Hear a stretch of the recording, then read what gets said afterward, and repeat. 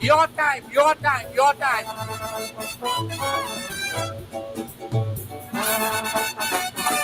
Stop all.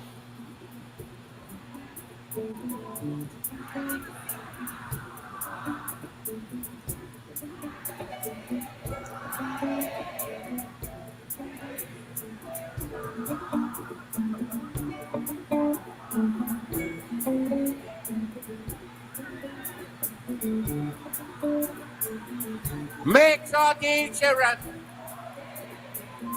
We ain't coming. All you tell me why?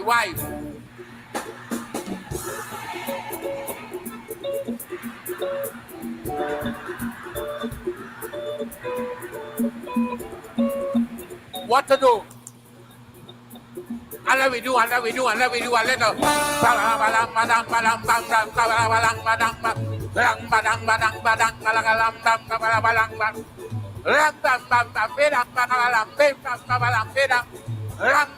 Sunshine!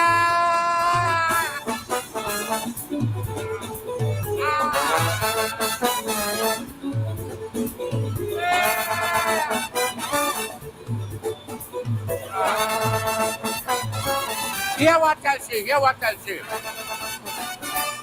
Leave your worries by me. For that tonight we have no. Well, let's sing it. We go.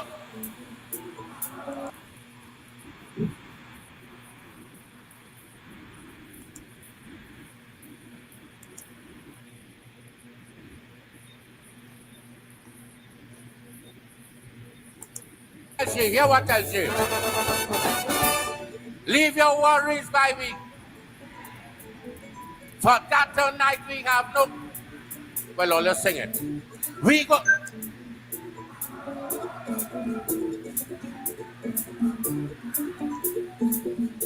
We go. We go to.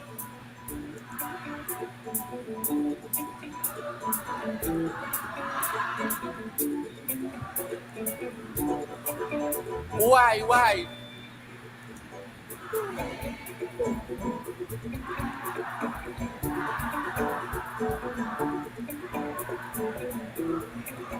What to do? And let we do a little.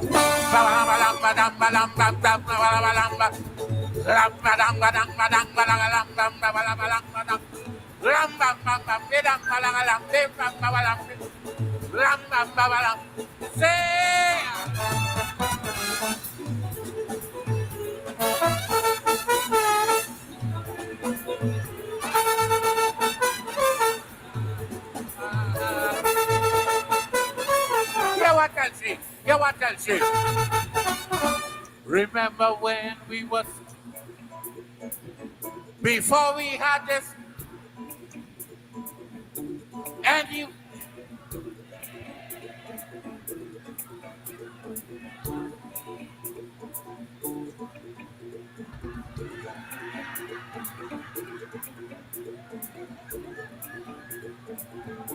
So tonight,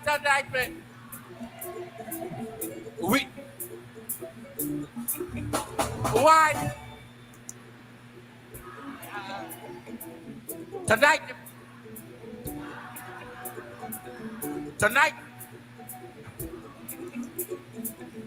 Come on. And let we do a little.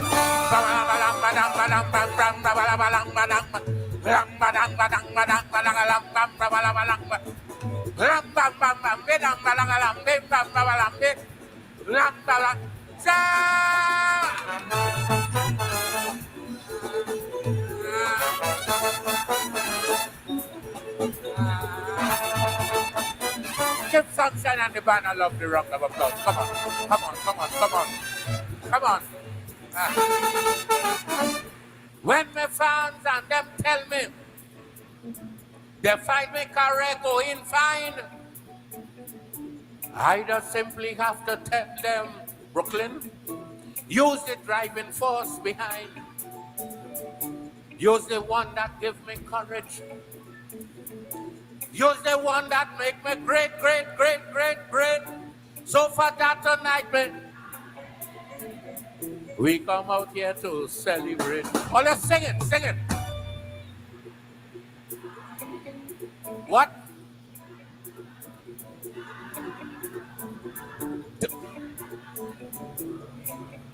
What to do?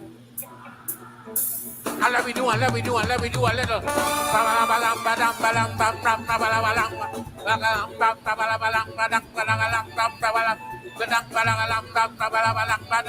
I want to say you have been a beautiful audience, Black Stallion. Love you. Love you. I love you. Yeah. The blacks. That for their cape. They're doing all that for the children. See, better. He coming and he coming and he coming and he coming. I'm waiting. Children, stop you. What your leader say? What you say? You wait and dead.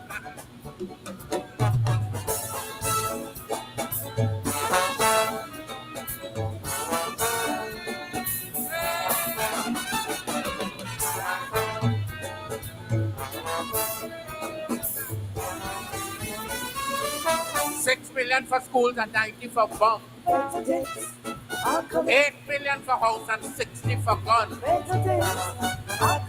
That is the type of budget we're making. To get ready for this better days we're coming. 18-year-old joining up military to kill 18-year-old that they never see. That is the type of preparation to live in this beautiful promise. Better. It's coming and we're waiting. We dying. Children, stop your friend. What your leader say? What you say? Better days are coming. You wait.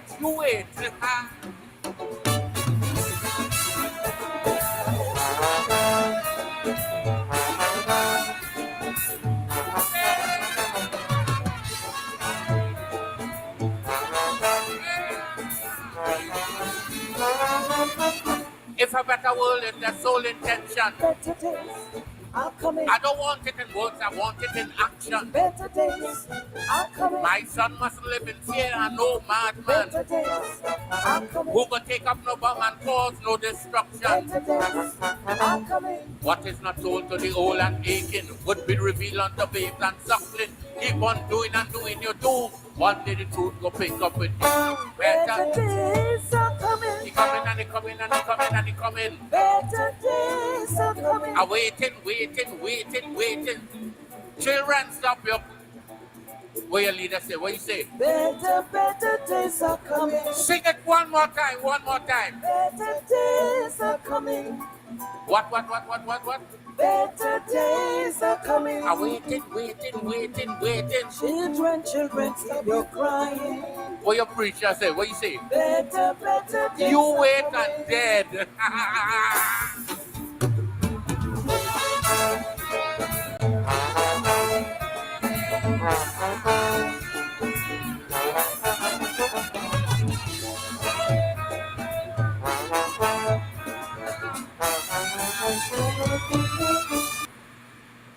Black man himself, Leroy Calise, the Black Stallion, starting out with Black Man Feeling to partying our way. And then as they tell us better days are coming, wait. The better days, they said better days was coming in 2025. Then they said 2027. All you wait. Better days are coming. Better days are coming. Good evening to you. And welcome to Politics 101. We are ready tonight. We are ready tonight to get ready.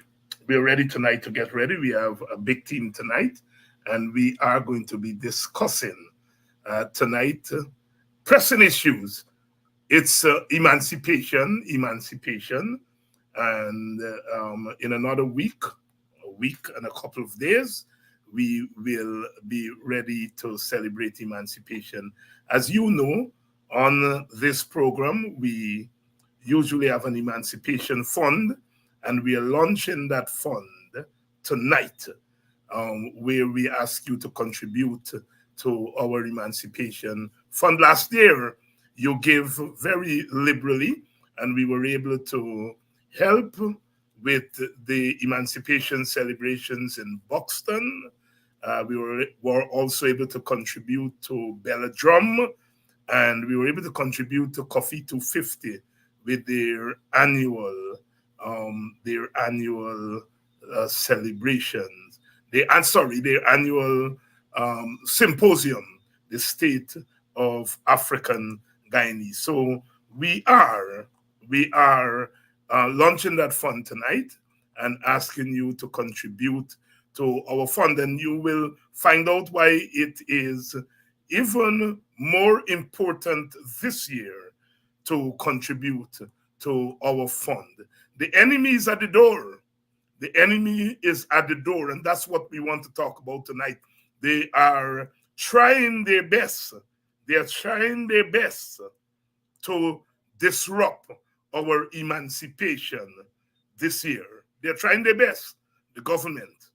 Actors, usually have their folk festival on the 1st of August. They're taking government money, plenty money. I have been hearing some of the money they're spending to have a free concert at Multinose, which is just near to the national park.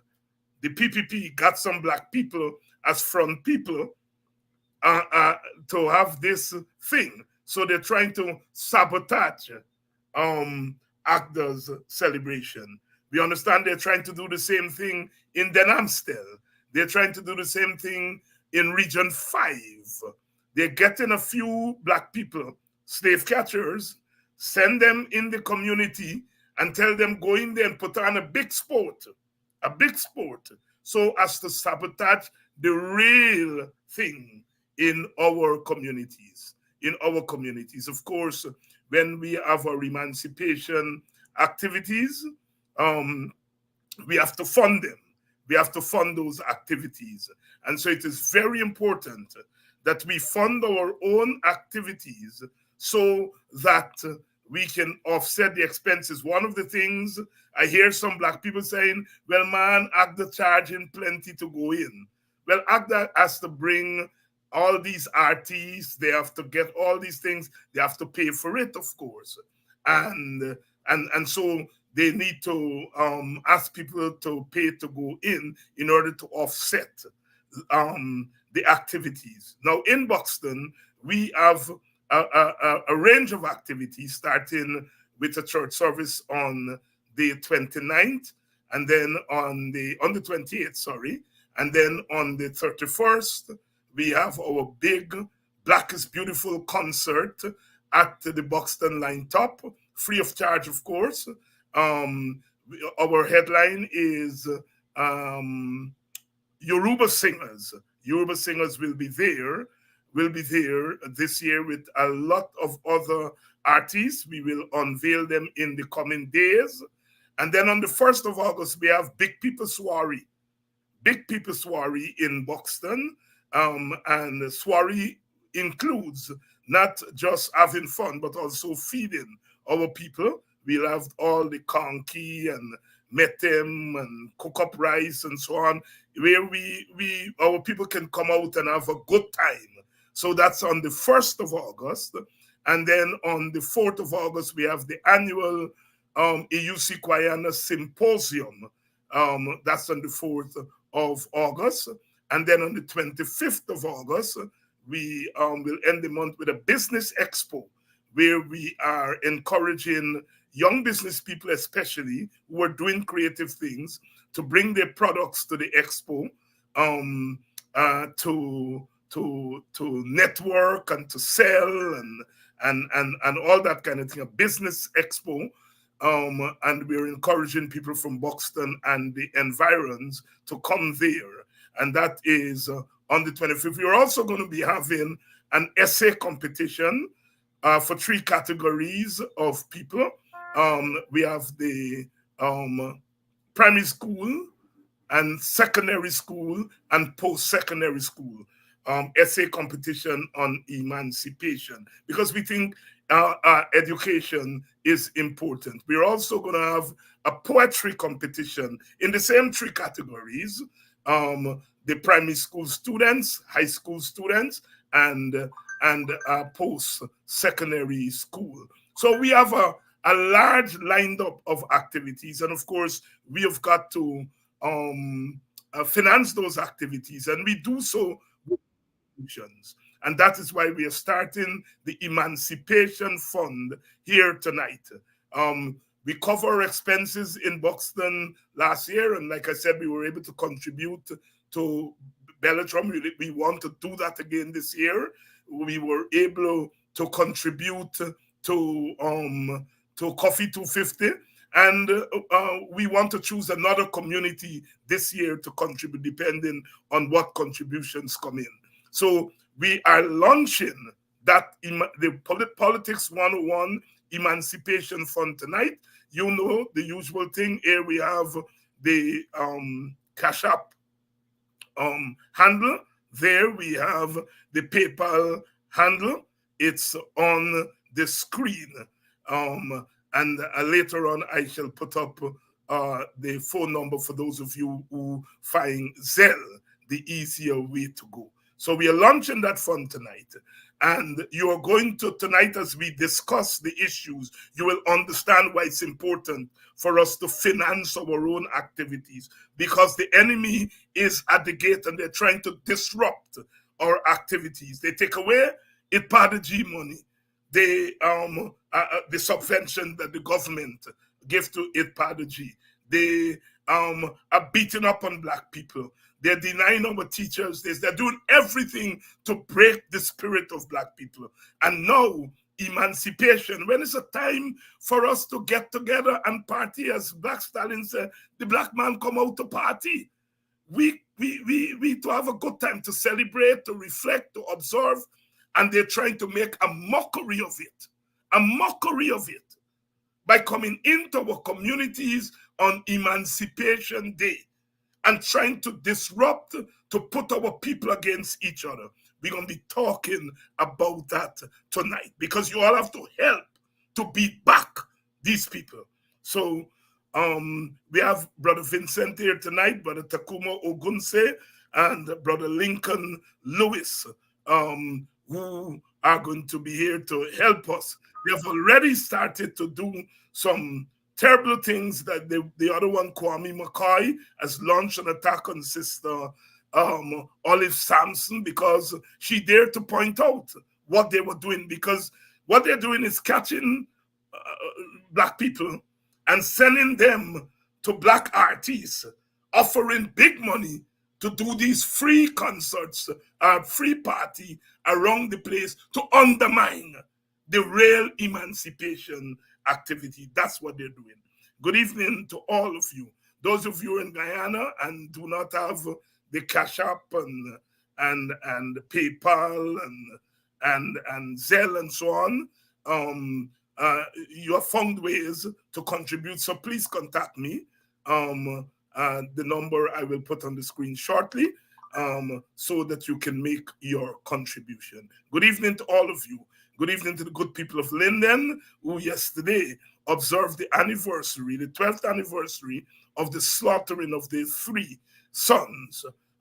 Special good evening to you. Special good evening to all of you in the diaspora. Good night to you who are joining us from Europe. Good night to you. And good afternoon to those of you who are on the west coast of the United States, of Canada. Good afternoon to you. So let's get ready. Brother Tacuma Ogunseye, good evening. Hi, good evening, Dr. Ryan. Brother Vincent, good evening. I am not seeing Brother Lincoln Lewis here yet, but we will go. Brothers, you have heard my introduction on what the government is trying to do with our emancipation observances this year. They have targeted the ACTA folk festival in Georgetown. They've targeted other areas. Some of them I'm not aware. I know in Region 5, they're doing the same thing. In Denamstel, they're attempting to do the same thing. Vincent, let me bring you in first because you have been on top of this issue. So bring us up to date with what exactly they are doing. Well, emancipation has become just a moment in what they're doing. They're really seeking to target African Guyanese community, to co-opt them, and in doing so to demolish the genuine and traditional African Guyanese organizations. For the simple reason that the African Guyanese organizations have come together under a strategy in one voice and have made it unequivocally clear that what is required of the state, particularly during this decade, is that we embark on a process of enhancing legal and institutional frameworks, granting equitable conditions to people of African descent as a form of redress for what we have inherited from slavery, colonization, and the neo-colonial state. This government is in denial, probably on one hand, or definitely shares a different view about the people of African descent. And so they're doing everything to dismantle our unity and our organizations. And so emancipation is but a moment in this process. And in that moment, what they're trying to do is to undermine the traditional emancipation activities which have been hosted over the years by the people of African descent, and more particularly to stage an activity adjacent to the ACTA activity, which has been the main activity for years for people of African descent in terms of emancipation.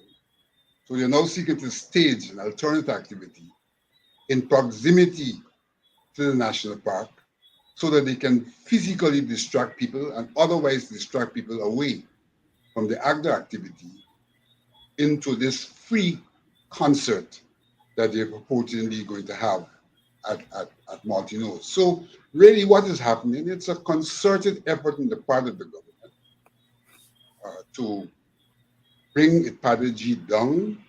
And bringing Ipadaji down means to dismantle the network, African Guyanese organizations, 78 in all at this time, who are members of Ipadaji. And they're brazenly even trying to tell people that these organizations have exited Ipadaji. That is not true. Ipadaji recently held its AGM. We were well for it. In fact, it's one of our better AGMs in the face of the onslaught from the government. So Ipadaji is very much intact, except for this subvention. We are very much intact, still doing our work. We are presently working with 38 organizations. We've been able to get some grant funds, give those organizations, and we're doing with them, on one hand, empowerment. On the other hand, they'll get grants to be engaged in the activities that their organizations are akin to. For example, agro-processing, poetry, piggery, all of that is still ongoing. So that when you hear that Corey McCoy attempts to write that people have exited Ipadaji, it is nothing close to the truth. And what we see of Corey McCoy is this man seemed to have a propensity to be associated with feces in one way or the other. We know of his involvement along with Abdul, who was found guilty for throwing feces on Freddie Kisoon. And that was physical. And what he's now embarked upon is an attempt to throw feces on people in a figurative manner. All that he has said about Ipadaji All that he said about our CU and others is an attempt figuratively to throw feces. So this man seemed to have a propensity to associate with species where they originate from and to use that to throw on people. Brother Ogunseye, put in political perspective what we are seeing here. Clearly, this objective on the part of the PPP is political. Put it in larger political perspective for us. What is it they're trying to do? I think it is very clear that what we're seeing is a continuation of a well-worked out strategy by the PPP to dominate the country, and by extension, to dominate and to settle political scores with the African community.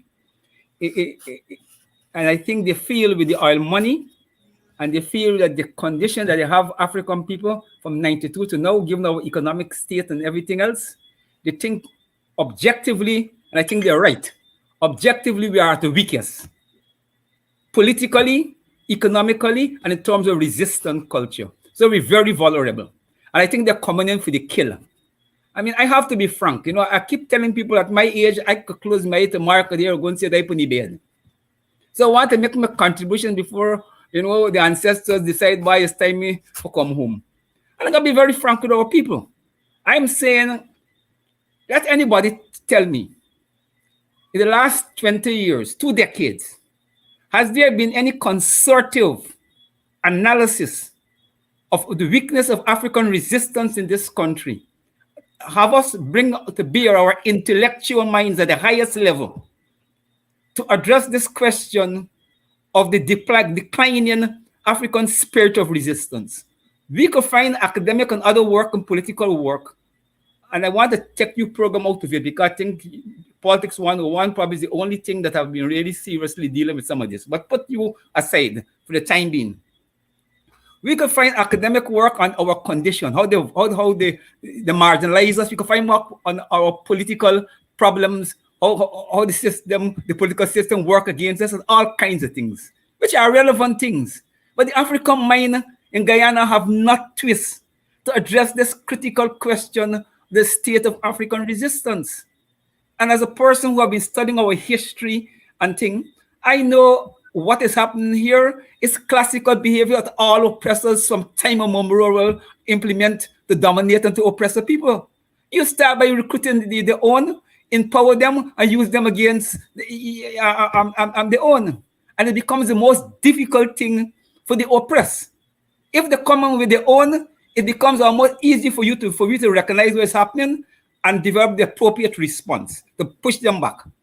But when they penetrate your own and set up a lot of slave catchers, as you correctly say, and insert them into your community and begin to do the nasty work, it takes that ethnic community capacity to deal with that hostile behavior.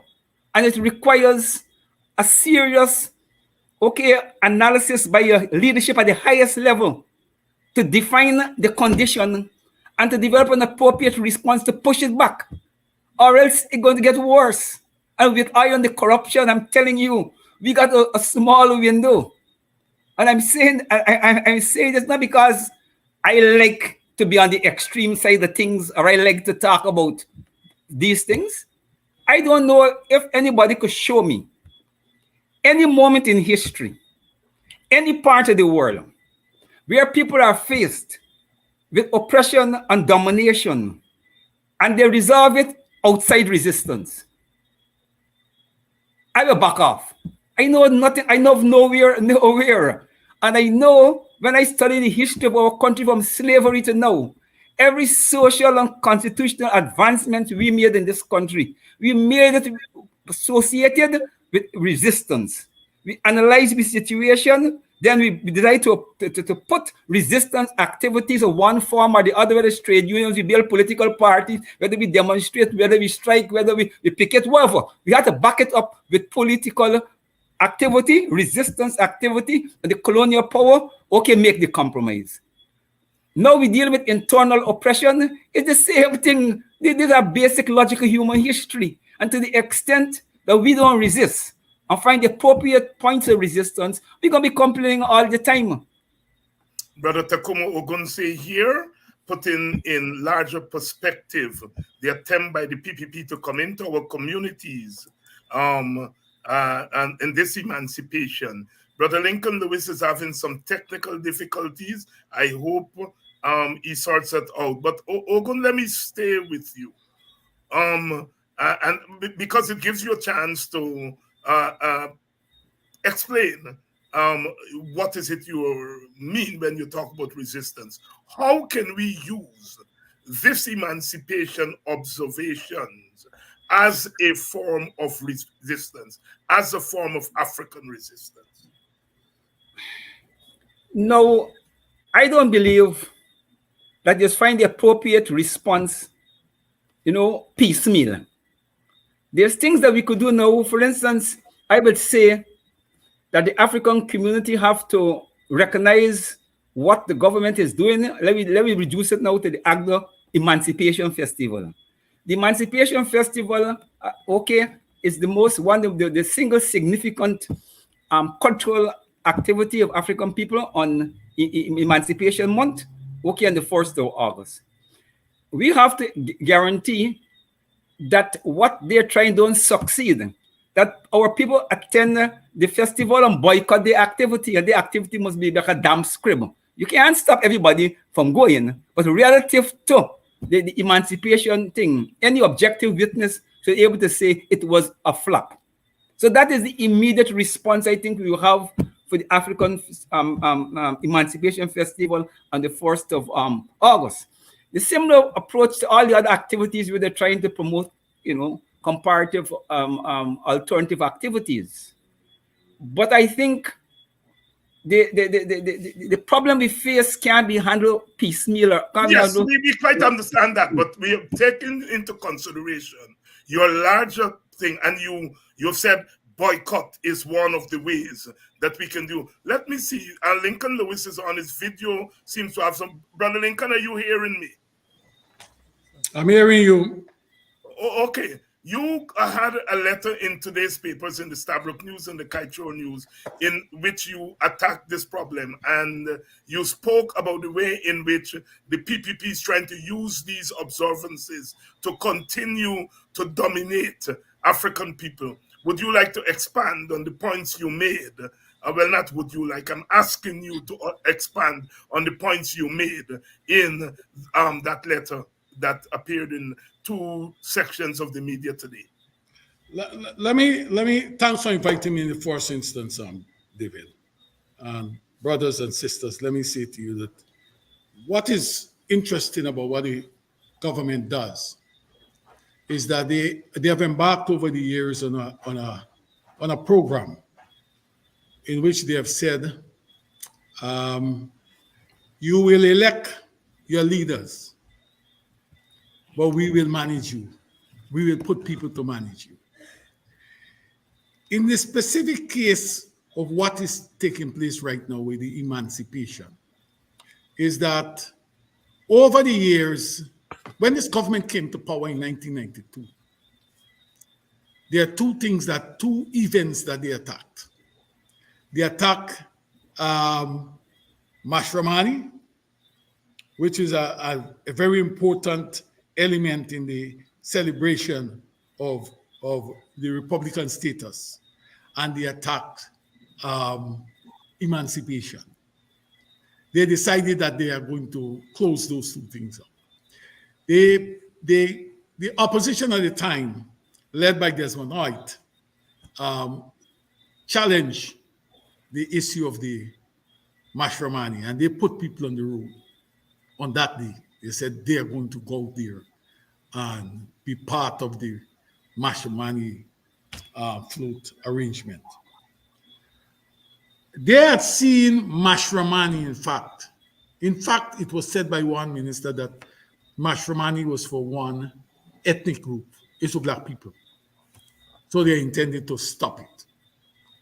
That act by the PNC has been able to repel the PPP and has contributed significantly to the sustaining and living of that event. As it relates to the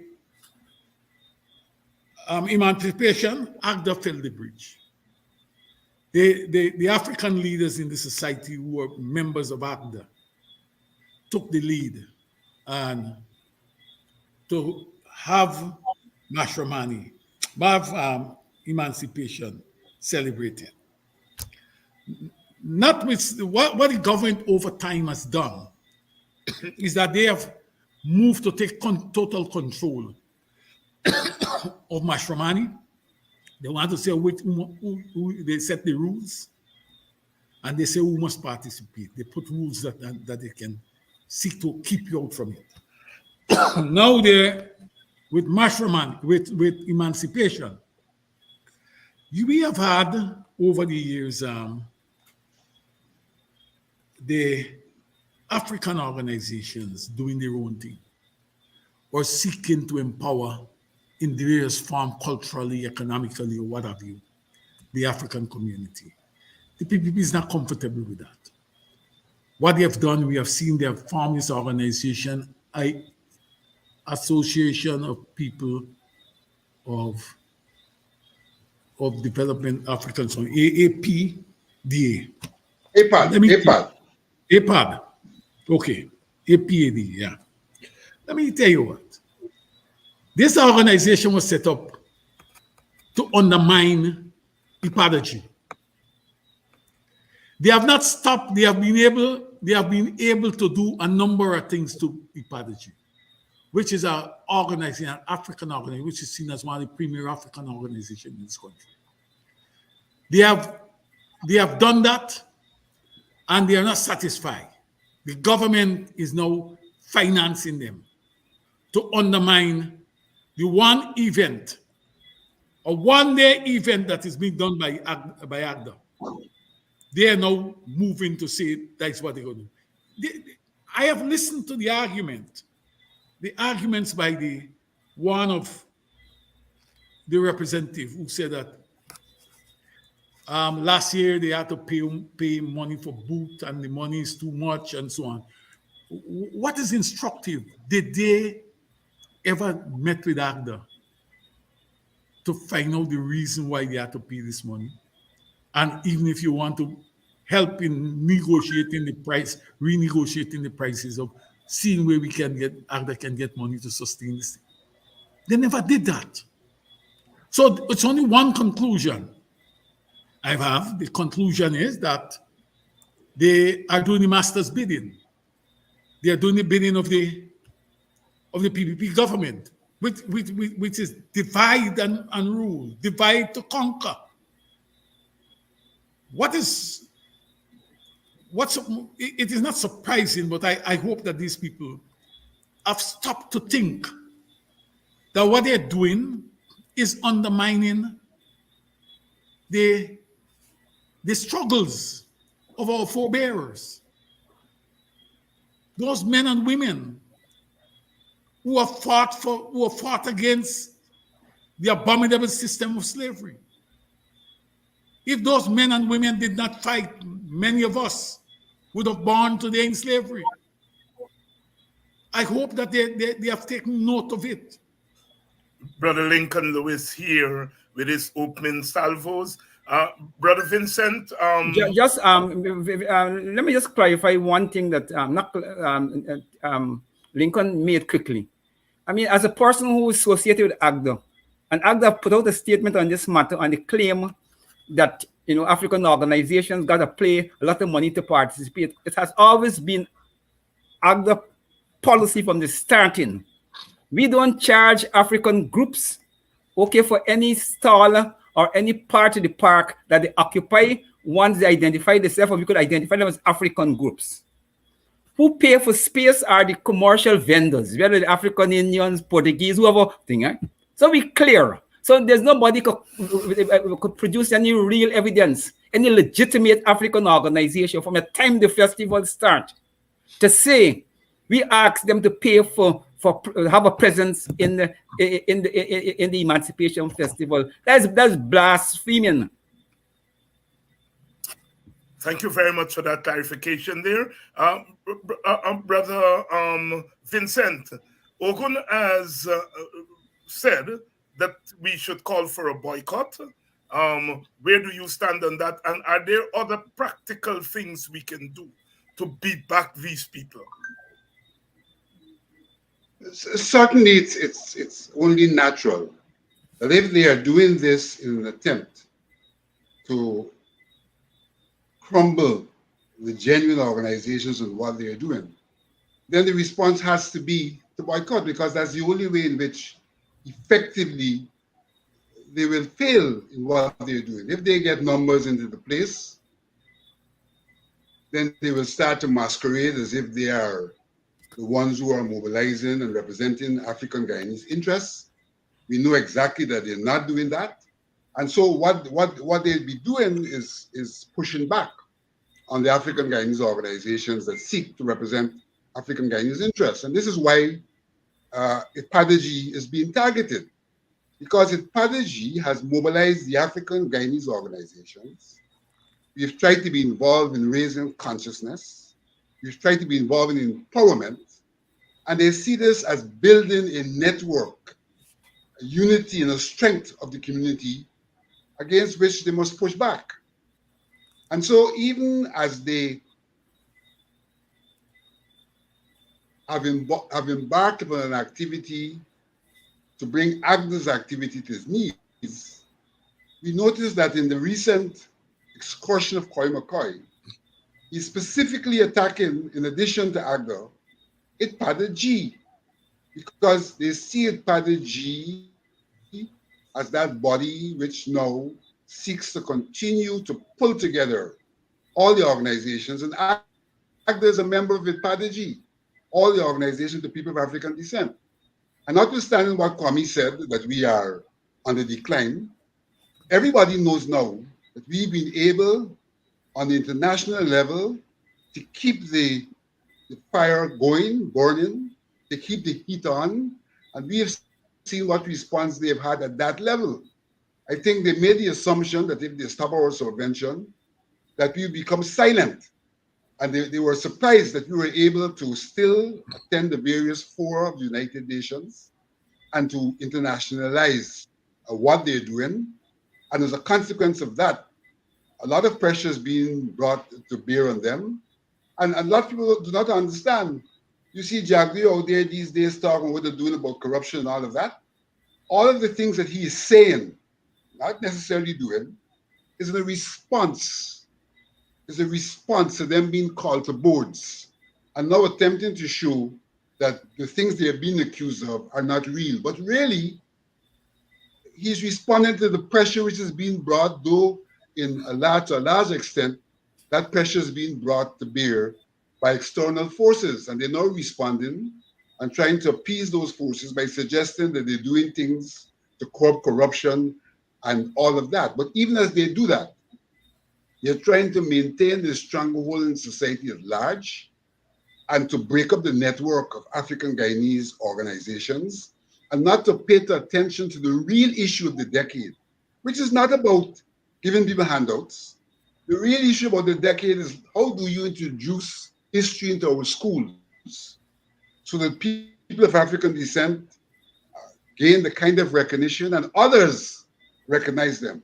How do you reform the police force so the police force do not continue what started after emancipation, to be brutalizing people of African descent? Those are the issues that IPADG is pushing on. And those are the issues that they're pushing back on and attempting to suggest that they care about Black people by giving them pittance to do cultural activities. We have no problem with the Black people taking the money, but they must take it consciously knowing that their struggle must continue, because if we are going to really have change, and if our status is going to change, it is not a dollar here or a dollar there that will change it. It is institutional changes. Change the way the police deal with us. Change the way the courts deal with us. Change the way the education system deal with us. Address our issues in terms of health. None of those are being done. And they're attempting to say that those are not issues. I heard Jagdio today saying everybody equal, everybody does get loans and everybody does get education. But if we do a serious review, we would see In this country, we have seen in recent times the billboards, where there's been a decline in the African Guyanese performance in the education system. The billboards are there to show it. And those billboards are psychological attacks on the African Guyanese. Young Africans seeing that start to believe we can make it. So that the public funds are being used to carry out a psychological warfare against us. As much as public funds are being used to drag us out of the struggle into petty activities that are not really going to make a difference in the lives of people of African descent in a system that is stacked against them. A system where Jagdio says, no, we get in small contracts. But he's not telling us to look at his budget and see where the money really goes in terms of being pro-business and pro-Indian, giving us pittance and telling us that's all right, we're okay. So that we have to understand that resistance is critical to what they're doing, and resistance has to take place in every sphere, as Tacuma said, cultural, economic, social, all spheres we have to have resistance, because the attack is on in each and every one of those spheres of activity. Resistance has to begin now. It has to continue now. And we want to make this emancipation a period of resistance. And as Brother Tacuma has suggested and endorsed by Brother Vincent, that we need to boycott those activities. Call on your children, because they're targeting mostly young people. Call on the young people. Call on your children, your brothers, your sisters. Stay away from those activities. That's the first act of resistance. The second act of resistance is that we have to make sure that our activities are brought off, that are successful. ACDA is a big thing. We call our people to go to the ACDA activity. Make sure you go out there in your numbers and support that activity to continue to keep it as a successful activity. Politics 101 has launched our Emancipation Fund there tonight, and we are hoping that the contribution that comes in, we will help the activities in Buxton. It's a range of activities, a church service on the 29th, a Black is Beautiful concert to ring in the Emancipation Day on the night of the 31st. And then on the day of the 1st, a Big People Soiree. Big people mean when you're over 30. So it's not old people, as they will say. A Big People Soiree. Euro singers will be there on the night of the 31st. On the day of the 1st, Super Cat is going to be one-man band. Then we move to education. On the 4th of August, the EUC Guayana Emancipation Symposium. We have a big lineup. We're going to reveal the names in the coming days. Then we have a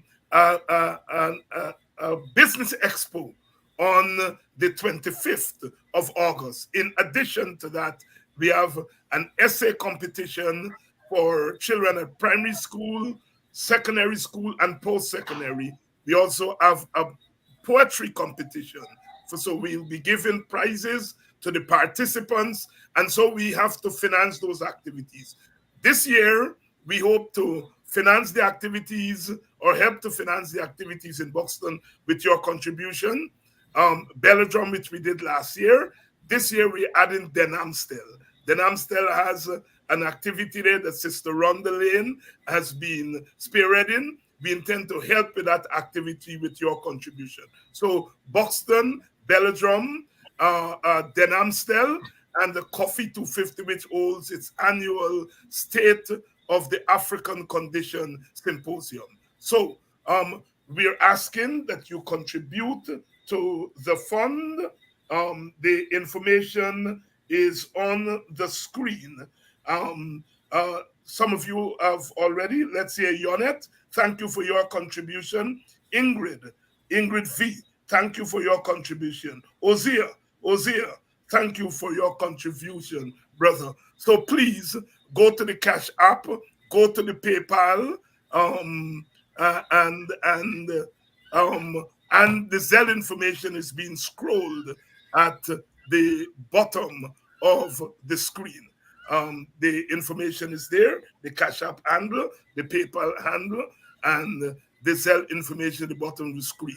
I will put up a number where you can call if you're in Guyana and don't have access to those handles, where you can drop off your contribution. So thank those of you who already contribute, and we urge you to contribute so that we can ensure that our activities are a success. We have to ensure that's one form of resistance. Boycott their activities, form of resistance. Ensure our activities are successful, second form of resistance. And we have announced the boycott here tonight. It's in your hands, you the people, to boycott those activities that they are putting on there. Lincoln, let me come back to you. Where do you stand on the suggestions of resistance? Boycott, one, and supporting our own activities. I believe strongly that this issue is not about merely boycott, but it's a question here that we must support our activities. Well, both. We said both. Support, so right? I'm asking I you want where to tell you you stand. something. Where I you stand first and foremost. Yes. First and foremost, Right. support our activities. Yes. Right? Support our activities. I asking people to boycott. I said, go to the activities that are organized by us. And I will expect, I've said to my comrades who are near and dear to me, that last year I have not been at AGDA activity a long time because I've been going out of town. This year I'm going to the activity. I will implore upon all, even African leaders, or leaders in the African community. You don't have to be a leader in an African organization, but an African, a leader who's an African. I implore all of you, turn out at these functions. Turn out at these functions. Encourage your children, encourage your family and friends to make sure that we support these functions fully. We need to do that. But Ogunseye, what are the implications? Because I think you have raised some important issues here tonight. What are the implications of what the PPP is trying to do to African people? Where could that lead our country? First and foremost, it is an existential threat to African people's survival. It is as bad as that. If look, man, people who have experienced hundreds of years of slavery deny generational wealth and so forth, in the context of the economy, even before oil, the historical process, I don't want to put blame, but objectively, the historical process of being marginalizing Africans and Amerindians economically. Don't let me play the blame game yet. Let me try to understand the objective reality. When I enter into politics as a young person, you could watch the economy, you could say, well, Africans dominate public service, they dominate this, they dominate the Indian, they're in agriculture, Indian, they're in this, and you could make a thing. When I look at the economy as it stands, every area where I had an African historical dominance, when we start independence, Africans have lost, except in the army. The only place we seem to be holding the ground is in the military, army, and paramilitary. In the public sector, okay, I think it's 60-40. Something wrong there. So I'm saying Indians have been able, and I'm not blaming them and I'm not grudge them, but I'm saying objectively how the process unfolds, they have been able to be strengthening themselves in every area of national life at the expense, okay, of Africans, put in a simple way so the people could follow. And I'm not saying the Indian masses are responsible or the Indian masses, okay, something is aggressive in them that will make them behave. I think that this is a matter of leadership. And the Indian leadership from even before 92. Even before 92, and I don't want to get too far back, but in the 60s, okay, when the PP come to power, they decide on a policy of reconfiguring the colonial economy, and they do it in a way that advantage Indians. Portuguese was dominant in commerce. So they take the policy that, okay, that allowed them to be an ally of imperialism. We got to destroy Portuguese commercial interest, and you destroy by bringing Indians from, India, Suriname, anyway, blah, blah, blah. But all I'm saying is that the political and social process has worked against us. And we are in a bad situation economically. We are a bad situation because social economics is tied. Okay, we are a bad situation culturally because a lot of the real cultural problems of African people since independence, we have not been able to, as a community, sit down and address it. I know this because I am a person of Askria, and I know the fundamental issues of African cultural liberation that we were discussing, and we recognize since then is important to African liberation. We have not as a society been able to do it. And it's work as a deficit against us.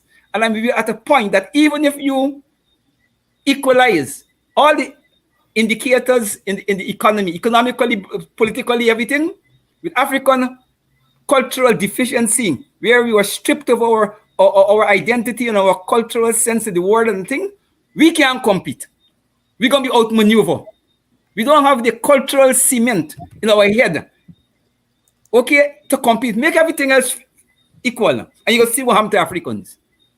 So we have some special challenges. Our liberation, physical, economical, and so is tied to our mental, okay, and cultural liberation to make it effective. And I'm saying that PPP is taking advantage of the Indian strategists who have been studying our condition. They know there's need more time. With this oil money in probably 10 years, they could even give Africa all the political power. It don't matter. And they can't do nothing with it. And to me, that is the fundamental problem we have going forward as a people. Party politics would not address that. Is why I say years before now that you need to develop an African community politics that could discuss and to work out these long-term challenges as distinct from the African electoral politics. But I don't want to spend too much time there but I'm saying these things are tied up. We're talking about profound liberation. If you're talking about profound pushing back what the PP is doing, and even because even the PP disappear, some other PPP can come and do the same thing. Vincent, Africans are faced with cultural and political and economic extinction. Is that extreme? It is not extreme. I would categorize things differently to Tacuma, but not different in essence. The problems we have are psychological and material. When he talks about the cultural, and so I consider that the psychological problem. The way in which, and it has to do with this whole question of mental slavery, the way in which Africans were treated during enslavement, and the manner in which they were treated after emancipation has had an impact on their psychological being. And that is what has caused them not to be the force that they should be, even as they themselves sometimes recognize that they are in a bad way. And when you combine that psychological state with the material state, then it can be worse. The psychological state is manifested in various ways. For example, those people of African descent who allow themselves to be used to enhance PPP control and dominance, it's a clear indication of where they are mentally. They don't even understand their own being as a part of a collective, and are joining to bring that collective to its knees. So we have serious psychological problems. And that is why we talk about things like history in schools. Because if African Guyanese are exposed to their history, starting with African civilization of the world and civilization of Guyana, we would be differently disposed in terms of how we interact and the things we do in this society to enhance our own being. We'd be differently disposed. Our value systems would probably also be quite different. That would make it possible for us to pay greater attention to the more important things. When you look at the question of agriculture, the PPP, in responding to the United Nations, they say we go and plant provision. Said, when you look at agriculture, you have to see how the system forced us out of agriculture, forced us out of villagization, and forced us into public service. And now we are attuned to that, but now we are attacked for that. So the very things that we have sought to use for our liberation are things which, in a sense, have re-enslaved us. Because the public service is subject to the politics of the state. And therefore, we are there in a position now where we are virtually re-enslaved. Not because we want to be re-enslaved, but because the system, the post-emancipation system, pushed us out of agriculture, pushed us out of economic activities, and agriculture was our main economic activity, into the public service. And now what happens? As a consequence of that, we were impoverished.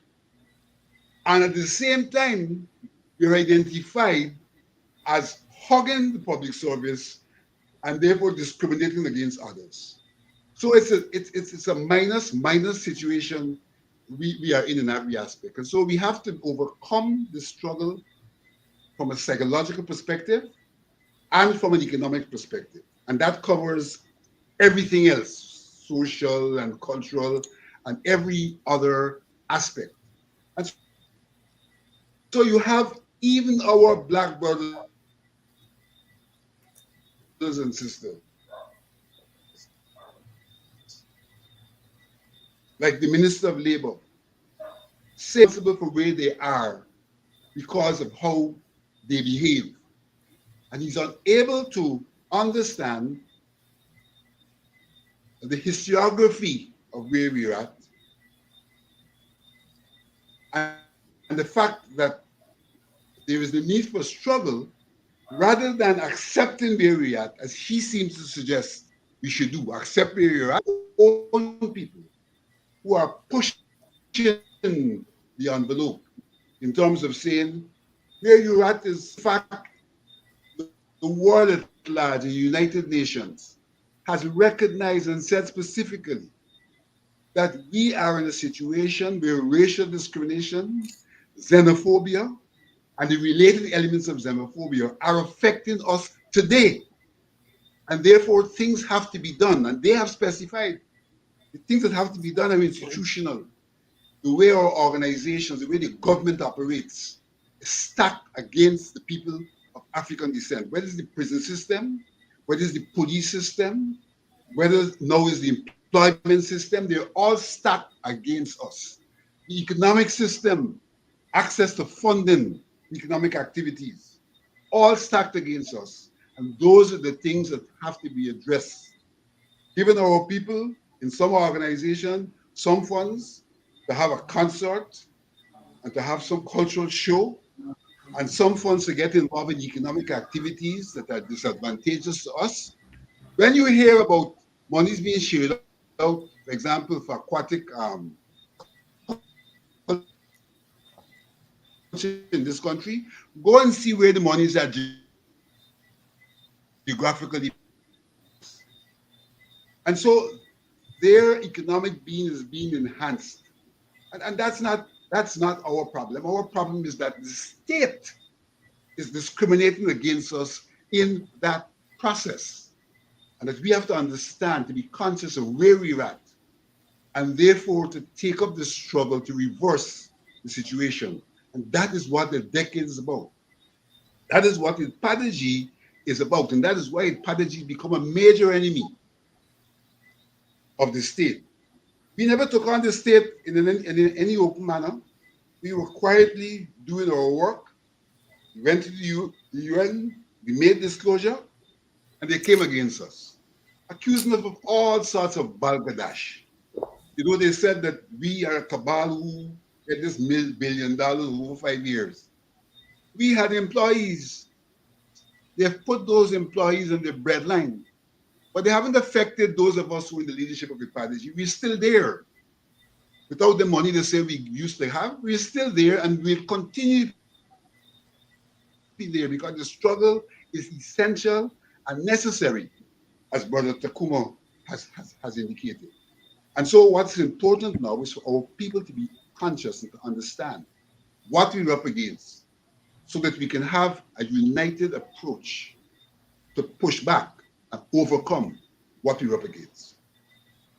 And Brother Vincent Alexander there, tonight we are talking about ways and means in which we can push back against the attempt by the government, by the PPP party, to seize our emancipation observances and to make a mockery of it and going into our communities with big parties and to take away from the genuine activities that are planned by our organization. There's 78 African Guyanese organizations affiliated with IPADG, and I'm sure there are more organizations. Our people are organized.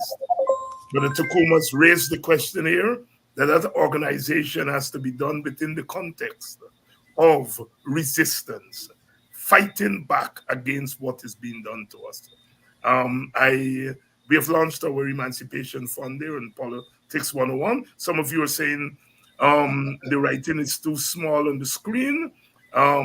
If you are in Guyana, please call or WhatsApp us at 603-0010, and we will direct you where to drop off your contribution.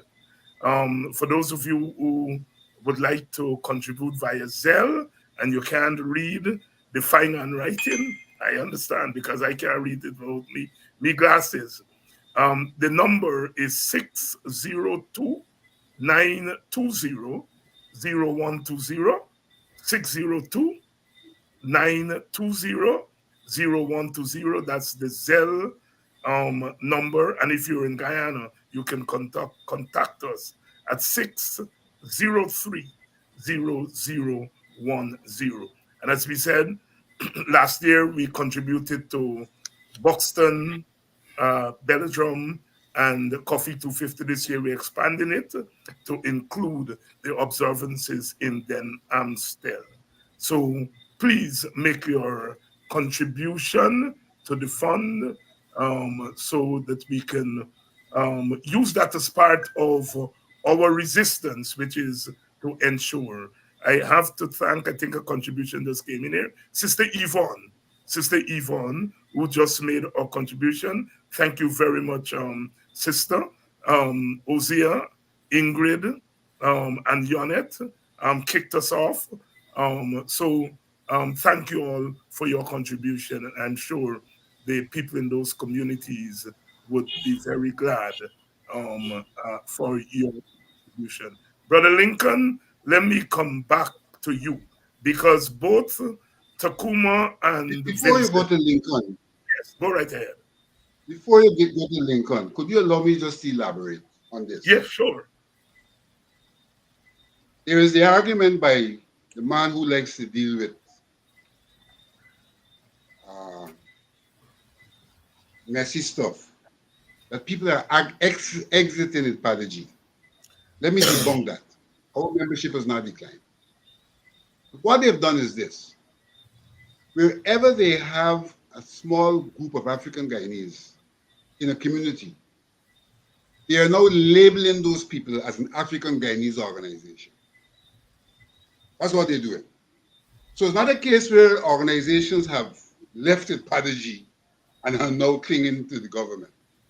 It's a case where they are labeling any 2 or 3 or 4 persons who are African Guyanese in the community as an African Guyanese organization and are now trying to project those people as the representatives of the people of African descent and are giving them funds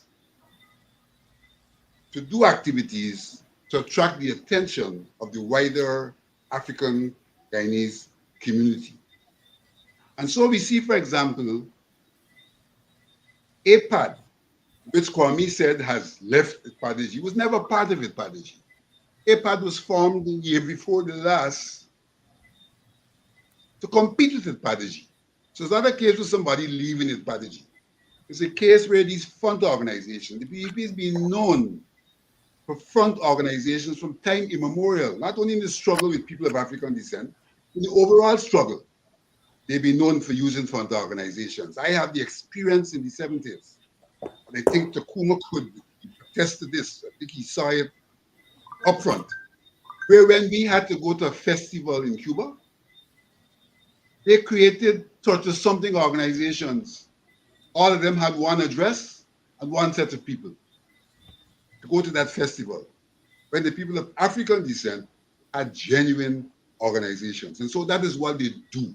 It is some regard related to some Eastern cultures that they adopt. And that is what is happening here. And what they have also done, let us bear in mind that monies for emancipation have been distributed all the time. That's nothing new. What they have done is to take the subvention and to attempt to create another set of handouts. And let us be clear, to a very large extent, in this year, even the PADG organizations are not the beneficiaries of the subvention that they say they're giving to the groups that are in PADG. The beneficiaries are largely now the bodies that they have created, but those bodies have no room. What to do in some instances is to turn back to the traditional organizations and try to link up with them to do things in the community because they themselves have no real reach in the African Guyanese community. Very important information there, Vincent, because government has always given some small donations to African organizations around emancipation time. It was a practice that was started way back. It continued under the PPP, was streamlined under the APNU AFC. Vincent and myself had something to do. And so Vincent is right. The Ministry of Culture has always given small donations to African Guyanese organizations. We understand they do so for other ethnic groups when they have their celebrations. This new thing is that the monies, the funds that they took away from IPADG, they're ostensibly giving it now to these organizations that they have formed with an organization, these organizations of slave catchers. And that's where they're taking the money that should have gone to IPADG, and they're using that to undermine our festivities during this period. Lincoln, let me bring you in. You've heard Brother Tacuma, you've heard Brother Vincent. Are we exaggerating when we say that African Guyanese face cultural, economic, and political extinction in Guyana? Let me say to you that there was some time during the previous PPP government when I spoke around 2000, when I spoke about economic genocide in the African community. And I remember vividly, there were a number of African leaders who met me and said, we have not proven the point. I have not been able to prove the point that economic genocide existed in the African community. I have lived to see some of them not only, they did not, it's not that they're standing with us. Some are still standing with me over here, but some have joined the PPP. Let me say to you that This is an orchestrated plan by the PPP to really subjugate African people.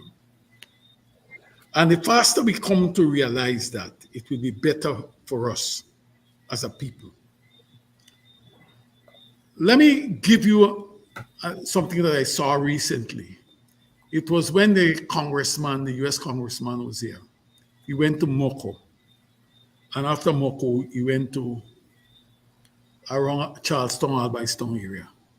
And there were African people who were so tuned. And this guy asking them questions, but they were put there to go to say to this guy, here, I am a contractor, I get contract. But I've made the point already, that before in fact, that these guys may get a contract now, but they don't get another one until next year. But from the contract what they've made is $100,000, but they call them a contractor. What they have been able to do over time is to give to dribblings to some people in the African community, and they walk around and do their biddings. We have to use emancipation. I believe it's time that we use emancipation to do the very things that Tacuma and Vincent spoke about. We can't only go there on that day, as I call, let us go out and give them the moral support. We must follow up from that. We must work with these organizations. In no part of the world, you have a homogeneous behavior among a group, within and among groups. We will have differences of opinion, but we have to work together. And I believe that this is an opportunity, as these people are deepening. They are deepening what they've embarked upon. They have moved to the point where they are bringing your enemy next door to you to live, to create problems by having a concert at Maltino's just opposite the national park, where AGDA will be having its event. I'm saying that doing that is to pit a group, one set of people in a specific group against another set in the same group, putting us to fight. We have to move beyond that after this. As we move and we celebrate emancipation, we have to start planning to see how we can strengthen the African community in all the areas, the philosophical areas that have been spoken about by both Tacuma and Vincent. We need to do that. Let me tell you this. Mr. Jagdio don't care, what he does about African people. He means that there must be another rung of slavery. And the people who will become the slaves are the Africans. We who understand what he sets out to do, we are the people who will have to lead the way in correcting the situation. Many of us are afraid, to speak to communicate to the public about the intent of these guys. Let me tell you, these guys have privatized. Why did we start on the Desmond Hike? But they have given away the public property. You check it. Let me just give you an example. I was on the privatization board at one time during the PPP. And there was a building on Main Street.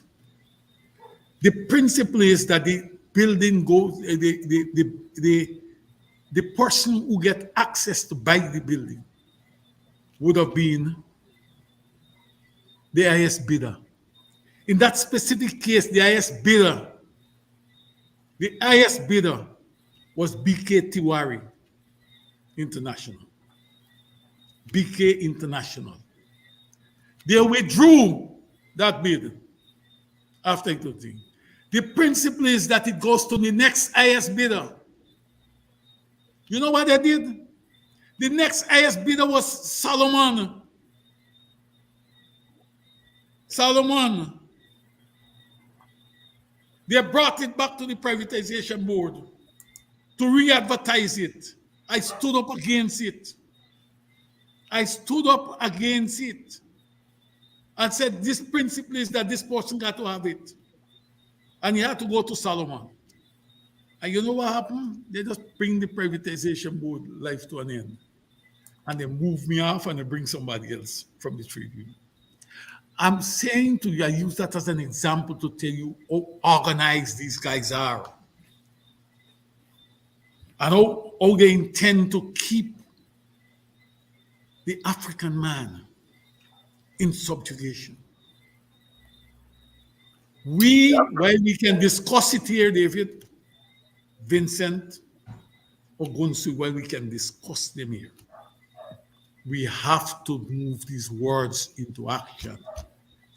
We have to move beyond talking about it. We have to move when emancipation next month, when the month is concluded.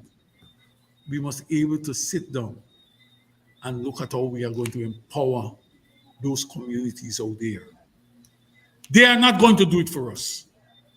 They have no intention to allow the African communities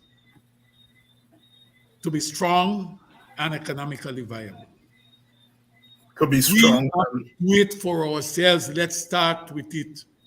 Let's use this as a catalyst for bringing about the change. Bringing about change. We are going to be using these observances. Certainly in Buxton, we are using these observances to up the ante of consciousness for resistance. Consciousness for resistance. On the 31st, please make sure all roads lead to Buxton. We are going to be having our Black is Beautiful concert. Leading artists, Yoruba singers, the only African Guyanese string band, Afrocentric string band in our country. They will be there. Buxton Fusion drummers will be there. The Buxton Pride Steel Band would be there. And a range of other artists will be there, singing, dancing, poetry, drama. Please, all roads lead to Buxton on the night of the 31st. There will be addresses by our leaders. Brother Aubrey Norton will be there, bringing greetings. Brother Nigel Hughes will be there, bringing greetings. And of course, I will be there as a villager speaking on that night. So our leaders will be there, bringing consciousness to us. And nobody will tell us in Buxton. Last year, we got a call from the Prime Minister's office saying that the Prime Minister is coming to Buxton and he will be speaking last. And they asked me to deal with him. I said, you coming to Buxton and you're speaking last? We in Buxton doing we thing. And we decide who our speakers will be. And if you come out of respect for your office, I have 15 minutes on the platform. I will give 5 to you. Half an hour later, they call and say the Prime Minister is not coming anymore. But that's the kind of bullying that they attempted to do. And the worst place they tried to do that is to Buxton. It ain't happening there. It ain't happening there. I'm making that loud and clear. It ain't happening in Buxton. And I can say that. All those who say, well, he speak for Buxton. Yes, I do speak for Buxtonian. All your shit ain't coming to Buxton. As you all tried to do last year, and we stop it, it's not coming there this year. Good evening to all of you who are joining us. We would like to thank Diane, my countrywoman, for our contribution. We would like to thank Calvin. We would like to thank Claremont and the previous contributors, Yvonne, Ozia, Ingrid, Yonet. We would like to thank you for your contribution. Some of you, I'm sure, is contacting us on the local number, and we shall be in contact with you as to where you can drop your contribution. Let us support our traditional Black people emancipation. This is Black people business. This ain't nobody else's business. You understand? Nobody's going to invite me or Vincent or Tacuma or Lincoln to go and talk at Diwali. They're not going to do that. All right? And we are not going to push ourselves to go and interfere with those people things. But they feel that they can do it to Black people because they're sparsely. And part of it is that we encourage the iPass because we always have some excuse to make about something. We always trying to be nice. We don't even want to say African. We don't even want to say Black. Thank God that over the last 4 years, with the work that's been done by IPADG, with the work being done by AGDA and all the other organizations, with the work that's been done on this program, which makes it very clear that we stand with Black people, we stand with African people, we stand with other people who have other problems, but our primary function here is to socialize and mobilize Black people to have their equal place in Guyana. And so we have come some way. We have come some way, but we have a long way to go because there are still some of our people who are prepared to sell their community for a couple pieces of rusty silver. A couple pieces of rusty silver. We've got to push back. We've got to push back against the perpetrators. We've got to push back against the system. Resistance, resistance, resistance. Brother Tacuma, your closing thoughts. Okay, I'm speaking here now not as a WPA leader or a WPA executive member. I'm speaking here as an activist in the African community, and if you want to say by extension, an African leader after umpteen years in this African struggle. And I speak in the context of what is the requirement of African politics as distinct from party politics and electoral politics. I am saying objectively, the African condition can be addressed piecemeal. There is nothing we could do economically and socially to trigger economic activity at a rate that is necessary to catch up and to end the deficit between the Indian community and the Portuguese community. Don't fool ourselves, don't fool our people. The gap is too wide. And you could only shorten that gap by political action and renovating the economic and the political arrangements. And I'm saying we reach a point like what happened in America, when capitalism has reached a point in America where it's need to run off, it had to end slavery, and they started out to a civil war. I want to be clear, I'm not saying that we must go to civil war, but I'm saying in Guyana we reached this point where when you look at the economic situation of with oil and the disparity between African Amerindians and the African Amerindian condition with the rest, okay, we reach a point where we have to correct the situation because oil gonna make it worse. It ain't gonna make it better. You don't know that. Therefore, Guyanese society have reached a point. If our leaders are honest, it's like the American situation, where if we continue with the oil boom and so, we know what we're doing to Africans and Amerindians. Therefore, we reach a historical point where we have to say, look, we got to address this thing different. As people who are victims of colonialism, slavery, and indenture, and the whole colonial European exploit, that we have to have power sharing. That is the only way we can solve this thing. We have to bring Africans into the power structure in a way that they don't have to worry about winning and losing the elections, vice versa for the Indians. And where we as an African people don't have to police the country and police Indians. We have been doing that for white people. We do it after independence, and they see us as the oppressors, okay, or in the society. It is time that Africans stop being the oppressors in the army and the police and become business people making money. And we could only do that if we shift the responsibility for defense of the country, okay, equally among all the ethnic groups. If a war come tomorrow, who dead in 5 days? Who still control the economy? Who numbers still intact? You know, so we reach at a point where our leadership has to be clear. If the political parties still need time to work out, you know, where they're going, the African community have to make a statement, a historical statement at this point. Unfortunately, we're not in this context. We know that from slavery to now, whatever happened in Guyana, the external forces always play a big way. And we'll continue. We know we're in American backyard. There's about empire, and they're seen in a certain way of the context of the politics, all have to fit under that. For years, the American politics have undo Guyana, and by extension, undo all the ethnic group, including the African community.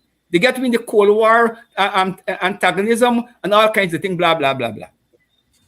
This is the first time in the relationship between America and Guyana that I would say the American government seems to be seeking to correct the historical injustices that they have done to Guyanese. When the Biden administration, after what Trump have done, they must know what Trump do. It's saying in a nutshell, I'm not quoting, I'm paraphrasing, that look, y'all got an ample opportunity with oil, you know, to resolve your problems, but here, your big problem is your governance system. Until you got a more inclusive government system, are they going to end up killing themselves over this oil money? Now, I think the Americans have been fair and honest to us. And they have, and by extension, if I understand what they're saying, American diplomacy is open to the country to resolve the problem, to get to consensual and power sharing and a better governance system. Now, it is the most, we out of the Cold War context. The Americans are saying, look, okay, we're in a new situation. We want to be more useful to y'all. But of course, we as a colonial, we as empire power, we're not going to come in and send you warships and force y'all to walk the right road. It is y'all leaders got to decide. And we're here to help. And my reading of the situation is that the Americans have put pressure on the PPP to concede to a constitutional reform process. We in the opposition and we in the country have been arguing for that. But I think the Americans quietly throw the weight on that. And I think the PPP have committed reluctantly. This opened the gate for a renovation of the Constitution in a profound way. The PPP obviously has its line of march where they want to tinker with the Constitution. So they don't want nothing profound, but they want to set it the Americans in the world. Okay, you also give you a constitutional reform. We have it here. Look, we changed this, we changed it. The African people have to be a jackass. Avoid my, excuse my language for your program. Not to understand that that's bullshitting.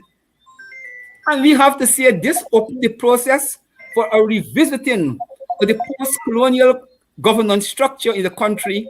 And we putting on the agenda an end to the winner-take-all electoral system. So at the end of the elections, when we don't vote race, we don't vote in a partisan way, the Constitution says, and they got to sit down around this country together. And I'm saying that will free Africans' energies, where we don't have to police Indians no more. We don't got to keep them out of power no more. We're done with this shit. Force Africans now to concentrate the energy, okay, on economic development to fast track and to make sure that within 10 or 20 years, we're in a better position economically. That is the challenge facing. We're actually going to wipe out. And any set of African leaders who will understand that, they are traitors to the African people. I'm very clear. That's my closing remark. And Brother Lincoln, your closing remarks. I want to tell you this, that I don't expect anybody at any point to change without pressure being brought to them. But I believe in this, that what as leaders, all of you who I'm talking with tonight are leaders, African leaders, or African, or leaders in African community. We have a responsibility to make sure that we help our respective communities. Let me tell you, let me make this point to you, that a lot of people who take the dribblings is because they are put in a position where they can do better. We have to show them a way that they can do better. We cannot wait for a change to come from the people who don't want the change. We have to empower ourselves, and we got to fight. Next year must not be a year where we are seeing another event being held at Martino's in competition with what Agda is doing. We have to work to change those situations.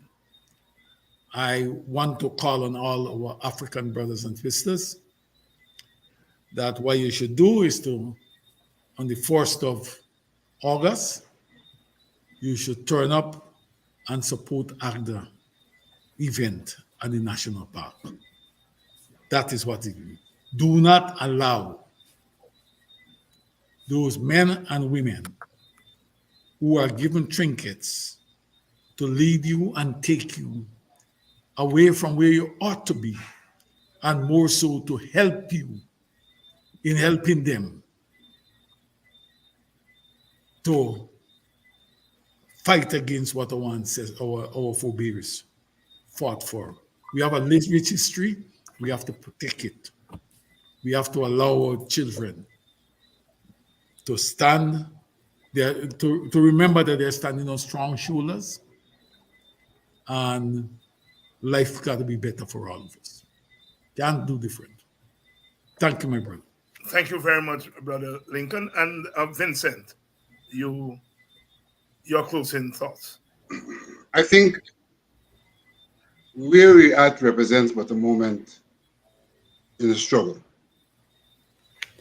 And we ought to recognize that the actions of the government trying to counter actors' activity, trying to demolish Prodigy, that all of these are clear indications that these are the bodies that are doing the things that are counter to the government and are in the interest of the people of African descent. We must therefore unite around those bodies to continue the struggle. And in so doing, we must understand that to redress the state of the people of African descent requires action not only of the people themselves, but we must understand we have to take action. But action of the state, because the state of our economy, the state of many other things are determined by the state. And so we've got to bring the pressure to bear on the state. And I think Tacuma made a very important point. We've got to get to the point where we are sufficiently involved in the state that we can determine what the state does in the interests of all Guyanese, in as much as it addresses the state, people, African descent. Brother Vincent Alexander, Brother Tacuma Ogunseye, and Brother Lincoln Lewis, thank you all very much for coming on tonight. We will continue to cover this issue next week as we move closer to Emancipation Day. Thank you all so very much. And to you, our audience, you continue to give us strength. You continue to give us hope that we can overcome, we shall overcome, we will overcome. Your contributions to this program with your presence here every night is invaluable. is invaluable. We are on a mission of consciousness, a mission of resistance, so that we can be treated as equal citizens in our own country, a country to which we have given so much and which has fallen short of giving us what, as a people, we equally and equitably deserve. Thank you all so much, Brother Dwaylen.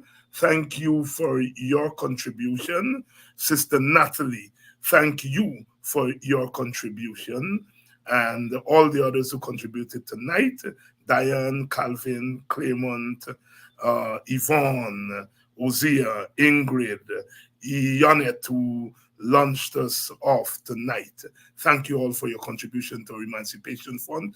We are targeting three communities: Buxton, Denhamstel, Belgium on the West Coast, Babis, and of course, Coffee 250, to which we contributed last year. Thank you all tonight for launching the fund.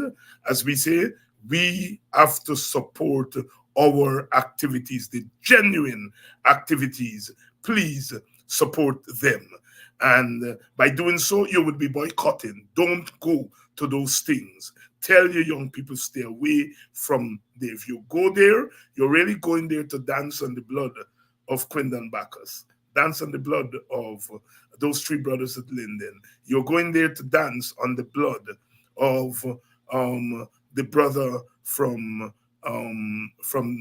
Dartmouth or in Boston. You're going there to dance on the blood of Peter Henley. You're going there to dance on the blood of the more than 400 brothers who have been slaughtered under this government. You're going there to desecrate the struggles of all our people who have made their contribution and given their lives for us to be here today to tell the story.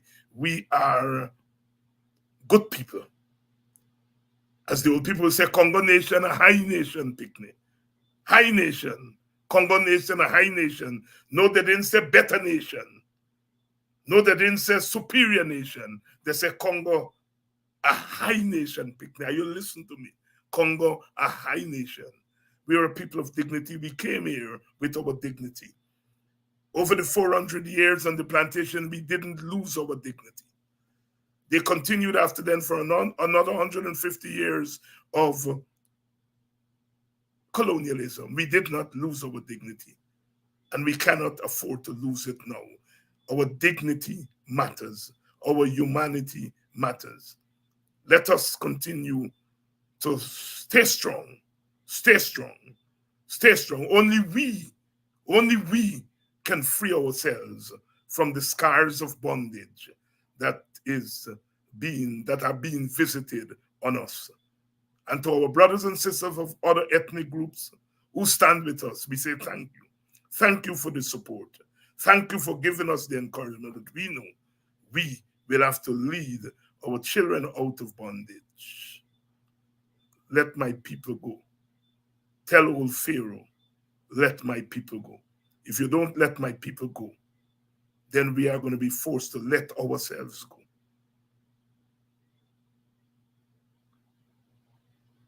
Congo, a high nation, picnic. Congo, a high nation. I'll see you all next week. I think next week we're having Paul Slow dropping by next week. Nigel Hughes is dropping by next week. So we have a star lineup next week as we continue our struggle, our fight, because we are fighting on all fronts.